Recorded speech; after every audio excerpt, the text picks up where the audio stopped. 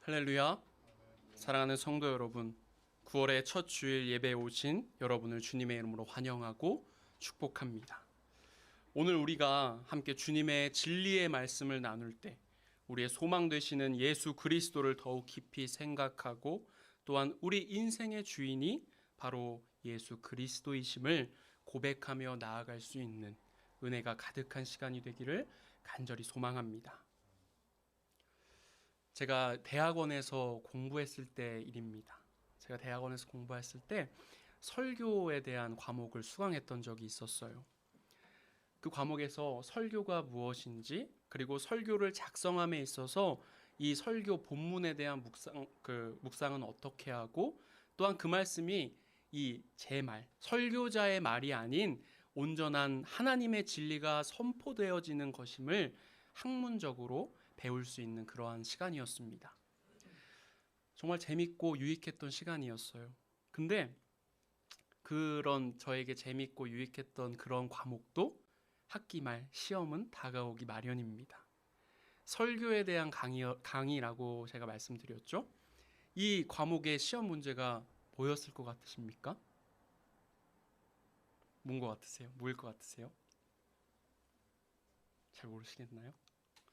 이 과목의 시험 문제는 뭐였냐 하면 교수님이 주어주시는 하나의 설교 본문을 가지고 시험장 안에서 또 주어진 시간 내에 설교 한 편을 작성하는 것이 이 과목의 기말 시험이었습니다.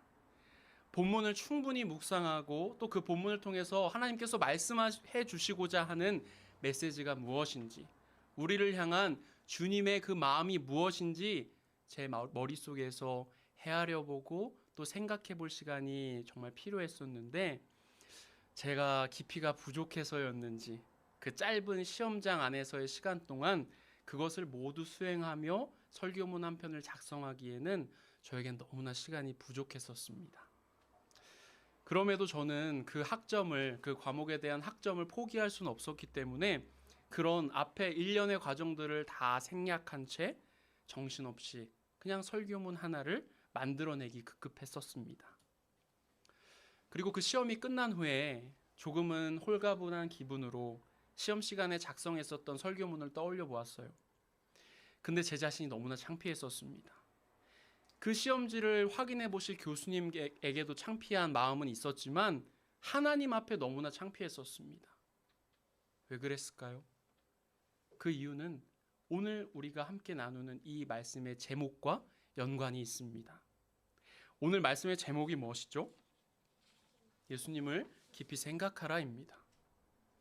제가 하나님 앞에 창피했었던 이유는 그 시험지를 작성하며 제 머릿속에는 이 과목에서 좋은 학점 받을 생각만이 가득했기 때문에 다른 것도 아니라 하나님의 말씀인 성경을 통하여 그 선포되어질 그 설교문을 작성하는 그 일을 하면서도 하나님을 단 한 번도 제대로 생각해 본 적이 없기 때문에, 그래서 하나님 앞에 제 자신이 너무나 창피했던 것입니다. 이렇게 하나님의 말씀인 성경을 보면서도 내가 받을 학점이, 또 그 시간 안에 시험을 맞춰야만 한다는 압박감이 제 마음의 모든 것을 사로잡아 버린 것입니다. 이렇게 저의 이야기로 오늘 말씀을 시작했지만 우리가 살아가는 이 세상 가운데 우리의 마음과 온 정신을 빼앗아 버리는 것들이 얼마나 많이 있습니까? 그리고 우리로 하여금 우리의 주인이신 예수 그리스도를 생각하지 못하게 하는 것들이 얼마나 세상 가운데 많이 있습니까? 우리는 정말 많은 생각들을 하며 살아가고 있어요.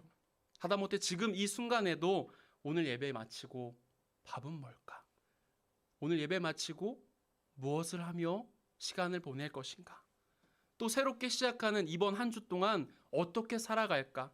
그런 생각들이 우리 머릿속에 꼬리에 꼬리를 물고 채우고 있을 수도 있습니다. 성도 여러분, 여러분은 신앙을 가진 사람으로서, 하나님의 자녀인 그리스도인으로서 얼마나 예수님을 생각하며 살아가고 계십니까? 또 얼마나 예수님을 깊이 생각하며 살아가고 계십니까? 주님의 말씀을 듣고 묵상하며 우리의 삶이 주님과 밀접하게 관계하며 살아가야 함을 알고 있으면서도 그런 생각들을 억지로 뒤로 미루며 다른 것들로 우리의 머릿속을 가득 채우고 살아가는 것이 지금까지의 우리의 삶의 모습은 아니었습니까?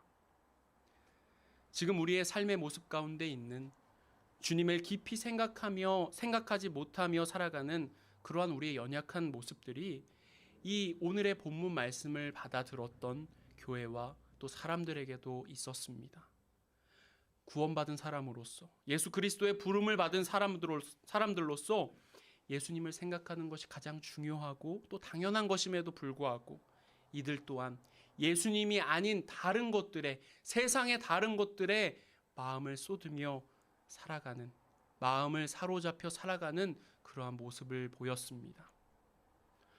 오늘 우리가 함께 나누는 이 히브리서의 말씀은 당시 사람들의 영혼 가운데 있었던 문제들에 대하여 또 더 나아가 세상의 여러 가지 일들의 마음을 빼앗겨서 예수님을 단 한 번도 생각하지 못하며 살아갈 때가 많은 우리들에게 주시는 하나님의 권면의 말씀입니다.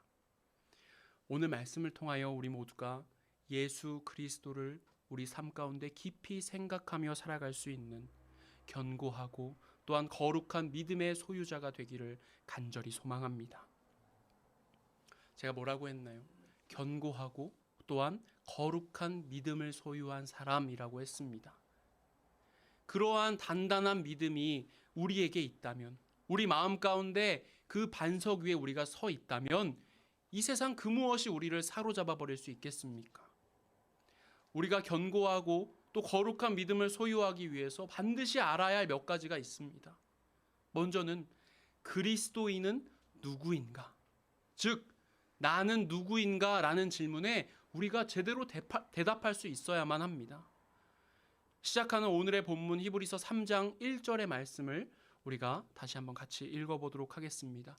히브리서 3장 1절의 말씀입니다. 함께 읽습니다. 그러므로 함께 하늘의 부르심을 받은 거룩한 형제들아, 우리가 믿는 도리의 사도이시며 대제사장이신 예수를 깊이 생각하라. 아멘. 이 말씀에서 보면 그리스도인들을 뭐라고 부르고 있습니까? 함께 하늘의 부르심을 받은 거룩한 형제들이라고 부르고 있음을 볼 수 있습니다. 그리스도인들을 이렇게 함께 하늘의 부르심을 받은 거룩한 형제들이라고 부르는 것에는 참 많은 의미가 들어 있습니다. 누군가 여러분들을 집으로 한번 초대했다라고 가정해 보십시오. 집으로 초대하면서 여러분들을 누군가 한 명만을 초대한 것이 아니라 또 다른 사람까지 함께 초대한 것입니다. 여러분들이 만약에 그 사실을 알고 있다면, 내가 아닌 다른 누군가, 나의 옆에 있는 동역자인 누군가가 같이 초대되었다는 사실을 알았다면 여러분은 어떻게 하시겠어요? 그냥 가만히 있다가 그 초대받은 날이 되어서 그냥 홀로 그 집에 떡 가시겠습니까? 그리고 그 집에서 만난 또 다른 초대받은 사람들 만나서 너도 왔냐?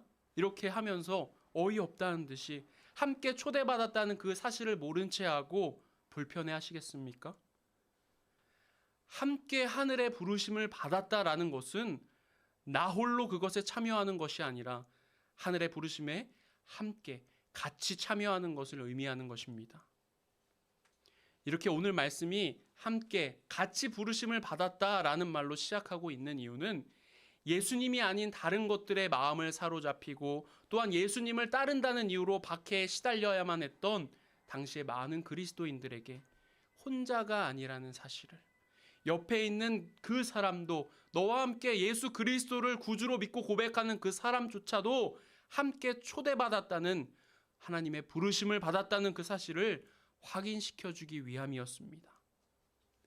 그리고 이어지는 부름, 즉 하나님으로부터 받은 소명을 뜻하는 말인데, 이 용어는 그리스도인들의 구원을 가리키는 용어 중에 하나입니다. 그런데 우리가 이 부르심, 불러주심, 이러한 말씀에 대해서 잘 생각해 볼 것이 있어요. 뭐뭐 하심이라는 말의 의미가 무엇입니까? 이것은 나 혼자의 힘으로, 자력으로 된 것이 아니라 누군가에 의해서 이루어지는 것을 의미합니다. 즉 구원이라는 하나님의 부르심 또한 나의 힘으로 성취한 그런 것이 아니라 하나님께서 우리를 찾아주신 것이고 또한 하나님께서 우리를 불러주신 것이라는 것을 우리는 이 불러주심, 부르심이라는 이 말 속에서 우리가 알 수 있습니다. 그래서 히브리서의 이 저자는 이런 하나님의 부르심이 있음을 이것을 받은 사람들로 다시금 기억하게 하고 있는 것입니다. 제가 좀 전에 이야기 드렸죠. 부르심. 이것이 어디에서부터 왔다고 했습니까? 하나님으로부터 왔다고 했습니다. 이렇게 부르심이란 거룩함이라는 속성을 가진 하나님으로부터 온 것이기 때문에 그것은 거룩한 부르심이며 그렇게 거룩한 부르심을 함께 받은 우리 사람들이기 때문에 그 부르심을 입은 사람들은 거룩한 형제들이 될 수 있는 것입니다. 이렇게 우리 그리스도인들은 함께 하늘의 부르심을 받은 거룩한 형제들입니다.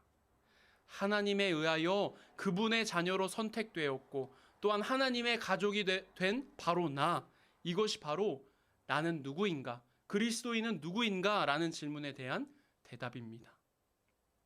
그렇기 때문에 그리스도인들은 하나님의 품 안에서 믿음이라는 반석 위에 굳게 서서 세상에 휩쓸리지 아니하고 주님을 깊이 생각하며 살아갈 수 있어야 하는 것입니다. 우리가 이러한 나의 정체, 그리스도인들의 정체를 깨닫고 알고 살아간다면, 즉 우리가 이 세상을 살아가지만 이 세상에 속하지 않은 구별된 하나님의 거룩한 백성이요 하나님의 자녀라는 그 사실을 바로 깨닫는다면 우리는 결코 세상적인 삶의 조건에 치우치지 아니하고 좌지우지되지 아니하고 살아갈 수 있게 될 것입니다. 요즘 우리가 살아가는 세상을 돌아봅니다. 삶의 조건들 때문에 흔들리는 사람들이 얼마나 많이 있습니까? 삶의 조건들 때문에 누군가의 마음에 들지 않아서, 내 마음에 들지 않아서, 세상의 조건에 맞지 않아서 그 삶을 포기하고 살아가는 사람들이 얼마나 많이 있습니까?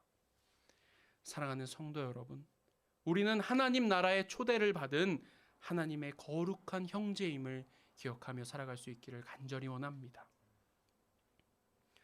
우리가 견고하고 또 거룩한 믿음을 소유하기 위해서 반드시 알아야 할 두 번째 것은요, 우리는 우리의 소망이 어디에서 오는 것인지 그것을 반드시 알아야 한다는 것입니다. 우리의 소망 어디에 있을까요? 우리의 소망은 오직 예수 그리스도께 있습니다. 이 사실을 분명히 깨닫지 못한다면 우리는 견고한 믿음 위에 결코 설 수 없습니다. 히브리서의 이 교인들은 자기들의 소망이 예수님에게 있는 것이 아니라 모세에게 있다라고 잘못 생각하고 살아갔었습니다. 그리고 세상의 유혹과 시험이 그들에게 다가왔을 때 그들은 자신의 믿음을 버리고 다시 예전의 과거로 돌아가고 싶어 했습니다. 그런 그들에게 오늘의 말씀은 모세와 예수님을 비교하면서 그들 인생의 유일한 소망이 오직 예수님에게 있는 것임을 분명하게 선포하고 있습니다. 그러한 일련의 이야기들이 이어지는 본문 히브리서 3장 2절부터 6절 사이에 기록되어 있는데요. 먼저 히브리서 3장 5절의 말씀을 우리 메시지 성경으로 다시 한번 읽어보도록 하겠습니다. 히브리서 3장 5절입니다. 그 옆쪽에 메시지 성경 버전으로 적혀 있습니다. 함께 읽습니다. 모세는 하나님의 집에서 성실하게 일했습니다. 하지만 그 일은 장차 이루어질 일을 준비하는 종의 신분으로 한 일입니다. 아멘. 하나님의 집을 건축하기 위해서 일꾼이 필요했었어요. 그런데 그 일꾼 중에 한 사람이 바로 모세라는 것입니다. 우리 모두가 알다시피 모세라는 인물은 애굽에서 하나님의 백성들을 출애굽시켰던 이스라엘 역사에 있어서 가장 큰 획을 그었던 하나님의 사도였으며 또 대제사장이었습니다. 이렇게 모세는 이스라엘을 하나님께로 이끌었던, 하나님께로부터 출애굽시켰던 탁월한 지도자였어요. 이스라엘 백성들의 역사에 있어서 모세는 가장 위대한 인물로, 하나님의 가장 사랑을 받는 그러한 거룩한 인물로 손꼽히는 사람이었다는 것입니다. 이 모세, 정말 위대한 인물임은 부정할 수 없습니다. 맞습니다. 또한 하나님을 향한 대단한 믿음을 가진 소유자였음에도 분명합니다. 하지만 그런 그도 그저 하나님 집에 충성했던 일꾼에 불과했습니다. 결코 한 인생의 소망이 될 수 있는 존재는 아니라는 것입니다.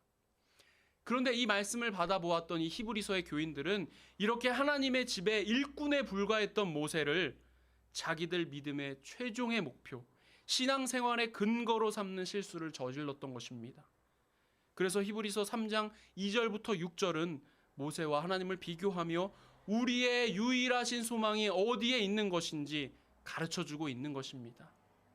우리 이어지는 히브리서 3장 2절부터 3절의 말씀을 우리 이 말씀 또한 메시지 성경으로 다시 한번 읽어보도록 하겠습니다. 히브리서 3장 2절부터 3절의 말씀입니다. 함께 읽습니다. 그분은 우리 믿음의 중심이시며 하나님이 맡기신 모든 일에 성실하신 분이십니다. 모세도 성실했지만 예수는 더 큰 영광을 받아 마땅한 분이십니다. 언제나 건축자가 건물보다 귀합니다. 아멘. 먼저 이 말씀은 충성이라는 주제를 가지고 예수님과 모세를 비교하고 있습니다. 말씀에서는 예수님과 모세 이 둘 모두가 하나님의 일에 성실하게 충성했음을 밝혀주고 있어요. 하지만 우리는 이 말씀을 통하여 예수님과 모세가 둘 사이에 근본적인 차이가 있음을 우리가 보게 됩니다. 예수님과 모세 둘 다 하나님께 충성했긴 했지만 예수님은 모세와 비교할 수 없는 분이시기에 모세가 건물이다라고 한다면 예수님은 그 건물을 지은 건축자이시기 때문에 더욱더 큰 영광을 받아야 하는 존재라는 것입니다.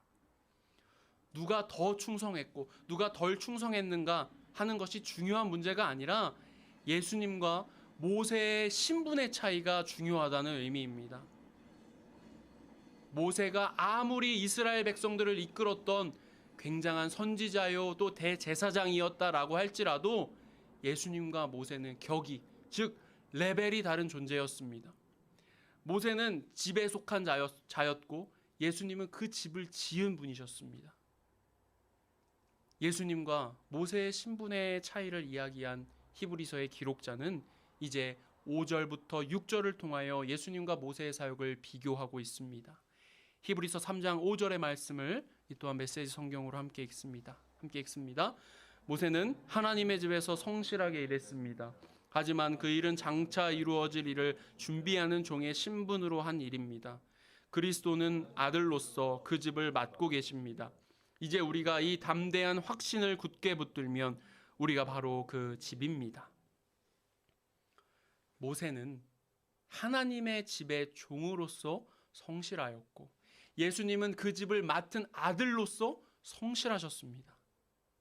이 역시 누가 더 성실하냐 하는 그 비교가 중요한 것이 아니라 그들이 그 예수님과 모세가 가졌던 사역의 차이가 중요하다는 말입니다. 모세가 받았던 그 사역은 장차 이루어질 일을 준비하고 또 증거하기 위한 것이었습니다. 하나님께서 모세의 사역을 통하여 이스라엘을 구원하셨던 것은 훗날 이 땅 가운데 보내주실 예수 그리스도를 통하여 자신의 모든 이 백성들을 구원하실 것에 대한 예시에 불과했던 것입니다. 모세가 증거했었던 하나님의 구원의 그 비전은 예수 그리스도를 통하여 완벽하게 이루어졌습니다. 결국 이 땅 가운데 모세의 역할은 예수 그리스도 안에서 이루어질 그 구원을 증거하는 사람의 역할, 즉 그 완전한 집에 대한 모델하우스와 같은 역할이었다는 것입니다. 그런데 이런 모델하우스의 역할에 마음을 빼앗겨서 완전한 집도 아닌 그 예시에 불과한 것에 마음을 빼앗겨서 굳건하게 지어진 하나님의 그 집을 바라보지 못하고 그곳으로 들어갈 생각조차 하지 아니하고 마치 그냥 내 눈앞에 있는 그 모델하우스가 전부인 것처럼 그것이 나의 온전한 집인 것처럼 생각하는 잘못을 이 당시 사람들이 저질렀다는 것입니다. 우리도 이와 같은 잘못을 저지르며 살아가고 있지는 않습니까? 우리의 소망이신 우리의 완전한 존재이신 예수님을 바라봐야 하는데 예수님이 아닌 다른 것들에 허상을 바라보며 그것에 허덕이며 살아가고 있지는 않습니까? 우리의 소망이 누구라고 했죠? 우리의 소망은 예수 그리스도이십니다. 이 사실을 잊지 않고 우리의 마음밭에 분명하게 새기며 살아가는 우리 모두가 되기를 원합니다. 마지막이에요. 우리가 견고하고 또 거룩한 믿음을 소유하기 위해서 반드시 알아야 할 마지막 세 번째 것은 우리가 예수님을 깊이 생각할 수 있어야 한다는 것입니다. 지금까지 히브리서의 기록자가 하나님을 집 주인으로, 그리고 모세를 그 집의 일꾼으로, 예수님을 그 집의 아들로, 상속자로 설명한 이유가 있습니다. 그것은 너희가 최고라고 생각하고 살아가는 그 모세 또한 바라보았던 그 예수님을 너희도 깊이 생각해 보라는 것입니다. 예수님은 우리의 사도이시며 대제사장이 되시는 분이십니다. 예수님은 우리를 진리로 이끄시는 진정한 사도이시며 우리를 하나님께 나아가게 하는 진정한 대제사장이 되십니다. 이 예수님을 통하여서 예수 그리스도의 보혈의 공로를 통하여서 우리는 비로소 하나님의 부르심을 입은 거룩한 형제들이 될 수 있었습니다. 이것을 우리가 진정으로 믿고 또한 기억할 수 있다면 이제 우리에게 남은 것은 우리가 어떻게 그 하나님의 은혜에 보답할 것인가, 어떻게 그리스도인으로서 믿음을 지키며 흔들리지 아니하며 살아갈 것인가 라는 질문에 대답하는 일입니다. 이 질문의 대답이 바로 오늘 말씀의 제목과 같습니다. 우리 다시 한번 읽어볼까요? 오늘 말씀의 제목이 뭐라고 했죠? 예수를 깊이 생각하라 였습니다. 우리 시작하는 본문 히브리서 3장 1절의 말씀을 다시 한번 메시지 성경으로 읽어봅니다. 히브리서 3장 1절의 말씀입니다. 함께 읽습니다. 그러므로 사랑하는 그리스도인 친구 여러분, 높은 곳을 향한 부르심을 따라 사는 동료 여러분, 예수를 진지하고 주의 깊게 바라보십시오. 아멘. 세상 속에 살아가는 우리가, 죄의 유혹으로부터 노출된 우리가 믿음에 굳게 서서 살아가기 위해서는 예수 그리스도를 깊이 생각할 수 있어야 합니다. 예수님에게 우리의 시선을 고정시키며 살아갈 수 있어야 합니다. 세상을 바라보고 또 세상을 깊이 생각하며 살아가다 보면 우리에게는 유혹과 또 그 유혹 가운데 찾아오는 절망만이 있을 뿐입니다. 하지만 우리가 세상을 바라보지 아니하고 예수님만을 바라보고 예수님만을 깊이 생각하는 삶을 살아갈 수 있다면 우리에게는 반드시 소망과 확신이 있습니다. 사랑하는 성도 여러분, 어떻게 하시겠습니까? 어떤 선택을 하시겠습니까? 세상을 바라보는 삶을 선택하시겠습니까? 아니면 우리의 진정한 소망과 또한 확신이 되어주시는 예수님을 깊이 생각하는 삶을 살아가시겠습니까? 예수님을 깊이 생각하며 살아갈 수 있기를 간절히 소망합니다. 마치 여러분, 사랑하는 연인에게 사로잡혀서 꼼짝달짝 할 수 없는 그러한 우리들의 그러한 모습들처럼 우리가 하나님께 온전히 사로잡혀서 우리의 몸과 마음과 그 모든 생각들이 주님의 것이 되어 살아갈 수 있기를 간절히 소망합니다. 이것이, 이렇게 살아가는 우리들의 삶이 곧 우리 신앙의 강한 반석이 될 줄로 믿습니다. 오늘 말씀을 마치겠습니다. 우리가 살아가는 세상은 우리의 마음과 온 정신을 빼앗아 버리게 하고 우리의 주인이신 예수 그리스도를 생각하지 못하게 만드는 것들로 가득합니다. 예수님을 생각하기는커녕 예수님을 기억조차 하지 못하게 합니다. 그래서 우리의 믿음이 흔들리고 시험과 유혹 앞에서 하나님을 잊어버리고 세상을 선택하게 만듭니다. 성도 여러분, 우리는 함께 하나님의 하늘의 부르심을 받은 거룩한 형제들입니다. 하나님 나라에 함께 초대받은 우리 모두가 세상의 유혹과 세상 가운데, 시험 가운데 쓰러져가는 모든 이 옆에 있는 성도들의 손을 붙잡아 일으켜 세워주고 우리 모두가 함께 예수님을 함께 바라보고 함께 생각하고 예수님의 부르심에 아멘으로 응답하며 살아갈 수 있기를 간절히 소망합니다. 지금 이 순간부터, 지금 이 시간부터 예수님을 깊이 생각하며 살아갈 수 있는 저와 여러분의 인생이 되기를 간절히 기도하고 소망합니다. 아멘.